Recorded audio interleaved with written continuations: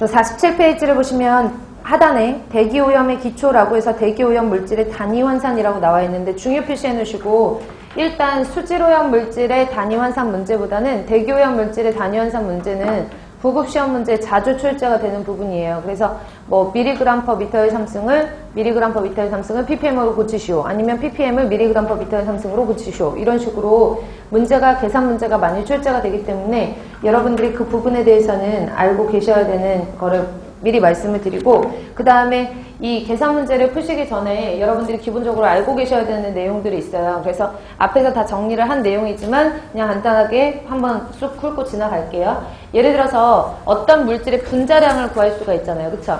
그래서 분자량이라고 하면 SO2, 이산화황이라든지 아니면 NO, 일산화질소라든지 NO2, 이산화질소라든지, 그러니까 수질에서 사용되는 뭐 HCl이나 NaOH 이런 물질들과는 약간 다르죠. 기체상의 물질이기 때문에 SO2라든지 NO라든지 NO2라든지 뭐 일산화탄소 CO, 이산화탄소 CO2 이런 물질들의 이제 분자량을 구해보면 원자와 원자로 구성되어 있기 때문에 얘네들의 화합물을 분자량이라고 하고, 원자량의 합을 따라서 분자량을 계산하면 황이 32에 16자리가 2개니까 64, 이런 식으로 분자량을 계산을 할 수가 있어요. 나머지는 쉽게 질소는 14고 산소는 16이기 때문에 30, 그 다음에 질소 14에 32, 16자리가 2개니까 그쵸? 그래서 46, 뭐 일산화탄소, 탄소가 12, 산소가 16, 그래서 28,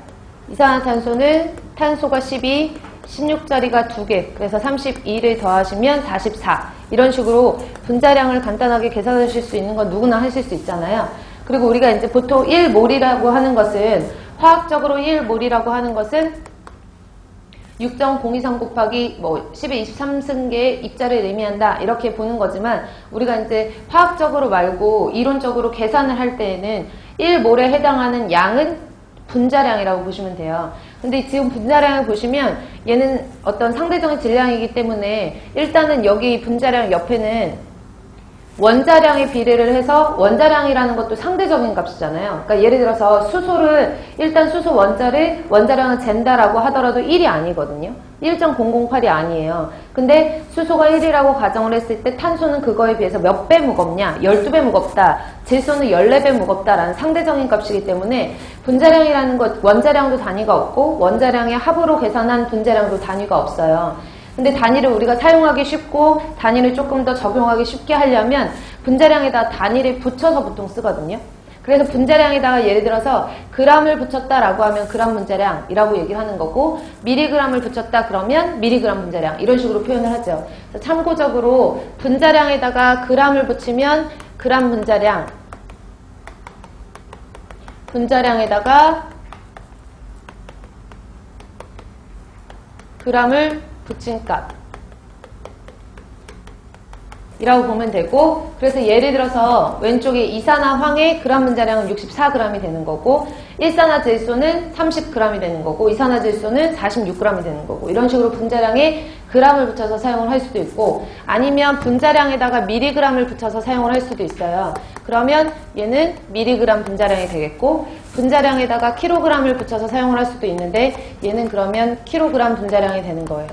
이해 가시죠? 그래서 우리가 어떤 화학적으로 1몰에 해당하는 양은 6.023 곱하기 10의 23개 입자를 의미하는 것이 아니라, 앞으로는 여러분들이 기본적인 단위 환산을 하실 때 1몰은 그램 분자량이다, 이렇게 알고 계시면 조금 편하실 수 있어요. 1몰은 그램 분자량이다.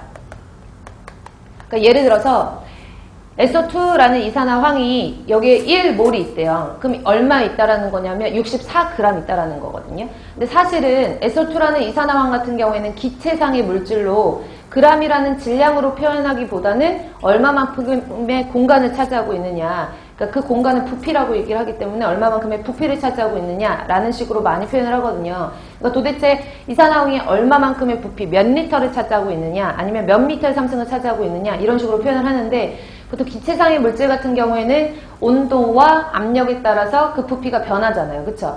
따라서 그 온도와 압력이 일정한 상태를 기준으로 잡아놔야 되거든요. 그 상태를 표준 상태라고 얘기를 하고, 표준 상태는 몇 도씨 몇 기압을 말해요? 0도씨 1기압일 때를 우리가 표준 상태, STP 상태라고 얘기를 하는데, 그 STP 상태라고 가정을 했을 때 1몰에 상응하는 기체의 부피는 그 기체의 종류에 상관없이 22.4L예요. 그쵸?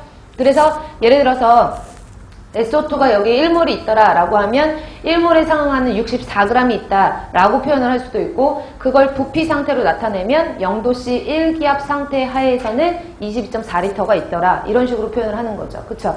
그래서 대기 환산 인자에서는 이 두 가지의 그 분자량에 상응하는 값을 정확하게 잘 인지를 해놓고 계셔야지 단위환산이 헷갈리지 않으시거든요. 그래서 이걸 잘 알아두시고, 따라서 1몰에 상응하는 양은 그람 분자량이고 그 값은 22.4L다. 몇 도씨 몇 기압? 0도씨 1기압에서 이거를 우리가 표준 상태라고 하고, 표준 상태를 STP 상태, 스탠다드 템퍼러처 프레셔, 그래서 온도와 압력이 표준인 상태를 STP 상태라고 표현을 하니까 참고하시고요. 그람에다가 분자량에다가 그람을 붙인 값보다 10의 3승을 작으면 밀리라는 접두어를 붙이거든요. 그래서 그람보다 10의 3승 작으면 밀리라는 접두어를 붙여서 밀리그람 분자량이라고 얘기를 하는 거고, 똑같이 몰이라는 단위 앞에 1mm라는 접두어를 붙이면 1mm몰에 해당하는 값이 되고, 1mm몰은 밀리그람 분자량이고, 마찬가지로 STP 상태에서는 22.4L 앞에 뭐 붙이면 돼요? 밀이라는 접두어를 붙여서, 예를 들어 SO2 1mm몰에 해당하는 밀리그람 분자량은 얼마예요? 64mg이 되는 거고, 64mg이 여기 안에 있다, 1mm몰이 있다라는 것은 22.4ml의 부피를 차지하고 있다라는 걸 의미를 하는 거예요. 마지막으로 킬로몰은 킬로라는 그 접두어가 붙은 거고, 마찬가지로 분자량에다가 킬로그램을 붙여서 킬로그램 분자량에 해당하는 값이고, 22.4 단위를 보면 킬로리터, 이런 식으로 킬로라는 단위를 붙여서 써요. 그쵸? 접두어를 붙여서. 근데 킬로리터와 단위가 같은 단위가 미터의 삼승이거든요. 그래서 킬로리터보다는 단위를 많이 쓰는 게 미터의 삼승이라는 단위를 써요. 그래서 1kg몰은 킬로그램 분자량에 그에 상응하는 부피값은 22.4kl다. 미터의 삼승이다. 이렇게 기억을 해놓으시면 돼요. 그래서 모든 단위 환산의 인자에서는 이 내용들을 잘 알아두셔야지만 여러분들이 푸실 수가 있으시니까, 집에서 이제 복습을 하실 때에는 SO2가 64g이면 그거에 대한 부피는 22.4L, NO가 일산화질소가 30mg이면 그에 상응하는 부피는 30ml, 이런 식으로 부피와 질량을 조금 분할을 해서 여러분들이 기억을 해놓으시면 되고요. 이 부피와 질량을 가지고 구할 수 있는 게 밀도라는 개념이죠. 그쵸? 알고 계시겠지만 밀도라는 개념은 rho라고 쓰고, 밀도는 단위 최적당 질량이라고 해서 부피분의 질량으로 표시를 해요. 그래서 만약에 뭐 NO다라고 하면 일산화질소의 밀도를 계산하여라 라고 하면 대략적으로 일산화질소의 밀도는 30g이 되잖아요. 그쵸? 그람 분자량으로 바꾸면. 맞나요?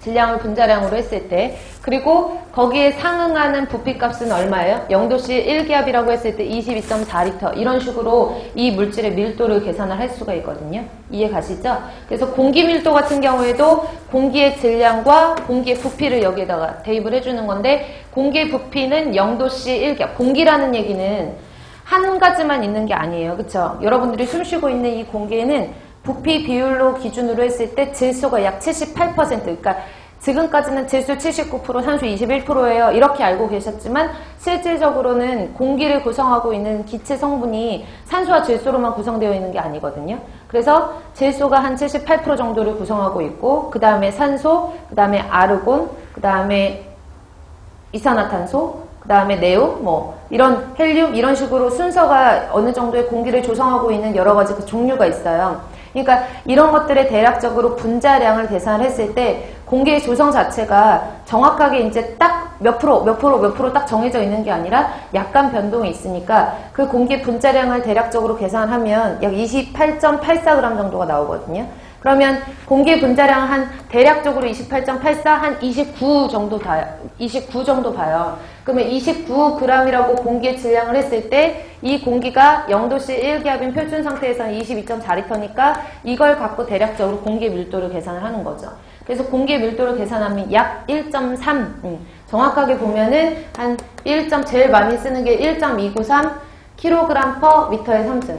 여기 g하고 리터로 했는데 얘를 kg과 미터의 3승으로 하셔도 단위한사는 동일하니까 1.293 kg/m의 3승, 공기의 밀도는 약 1.3 kg/m의 3승, 이런 식으로 공기의 밀도를 표현을 하는 거죠.